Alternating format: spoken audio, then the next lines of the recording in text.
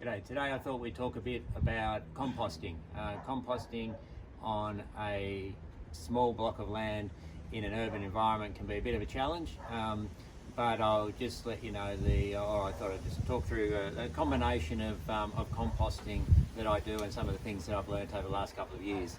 So one really helpful way of composting is a worm farm, and so you can see this worm farm here has 4 or 5 different layers, which has worked really well. As the compost is being processed by the worms, you move it down through the compost bin. So, for example, you can have a look at this. This is one of the pretty high layers, and lots of material down there that's getting sort of worked on by the worms or eaten by the worms.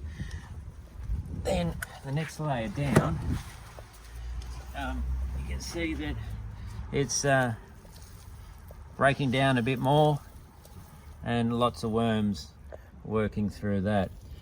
By the time it ends up down the bottom layer, and so we just sort of rotate those around, it will be broken up into material that is ready to go straight on the garden, and just full of nutrients. The good thing about a worm farm is that you can have lots of material going in there that's very high in nitrogen, and it will still break down and won't end up smelly. If you're interested in composting, it's good to do some research on nitrogen and carbon and how they combine in the composting process, because that's really the key to getting it right. Just put that lid back on. The other forms of compost that I use is just compost bins. It'd be great to have more compost bins because it really speeds up the composting process. I've only got room for a couple. So sometimes during the year, I've got lots of material that's coming out of the garden. So you can see there that's some of the stuff from the tomato plants and cucumbers, zucchinis, that type of thing, and corn. So there's lots coming out of the garden at the moment as far as compostable material goes, and so that's just a pile of compost there, which as long as you keep it neat, that can work okay as well in this environment. The other type of compost, which is very similar to that people talk about, is just chop and drop compost. And so basically, as I'm pruning, or there's plants that are at the end of their life, they get pulled out or chopped off and then just dropped on garden beds so they can just break down naturally. So you can see some examples of that along the front fence there.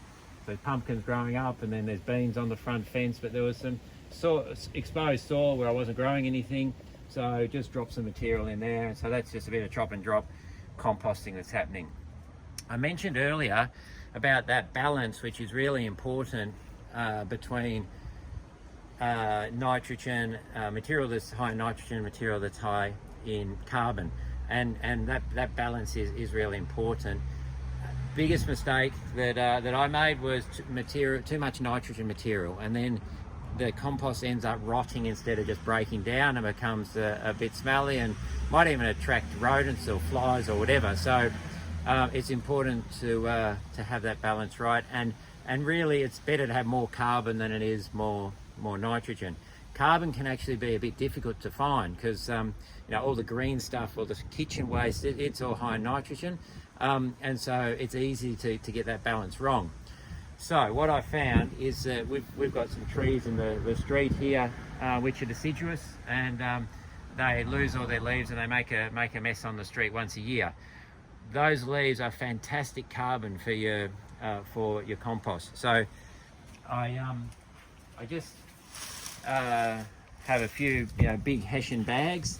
For this size garden, just 2 has been fine, and then I've just filled them up with all the dry leaves that have come off those trees, and then I can scrunch those up and drop them into either the bins, the compost bins, if it looks like it needs some more carbon, and at some times of the year that's more important than others. But you just sort of learn that with practice. The other thing is that worms love those, so every now and then I'll crunch some of those up and put them in there for the worms.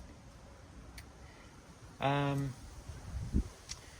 guess another thing that the worms really love is, well, what I'm told or what I read was that worms don't really have teeth or a very effective intestinal system, and so they're a bit like birds. I think birds swallow some stones to help break stuff down in their stomach, and worms need to do the same thing, but of course they're not going to be swallowing stones because they're very small. They need grit in their stomach, and you can buy products to put in there, but another very effective way of helping your worms to get that grit into their stomach is with eggshells. So whenever I cook a big frittata or use anything that has a large number of eggs in, I put all the shells in the oven and just really dry them out, put them in a mortar and pestle, grind them up until they're really fine, and then sprinkle them into the worm farm. Since I've been doing that, I've found the worms get bigger and fatter and they multiply a lot quicker, so they just look far happier to me. So anyway, it's a product that we have in our house, or a resource that we have in our homes, and that's a really good way of using it. They're just a few tips, few things I've learned, but really if you're looking to do some composting, don't consider it to be really basic and really simple, and have a go at it blindly. Do a bit of research, because there's some theory, I guess, that's good to understand to make sure you get a good result. Thanks for having a look at my composting here. Hopefully some of that was interesting. Have a good day.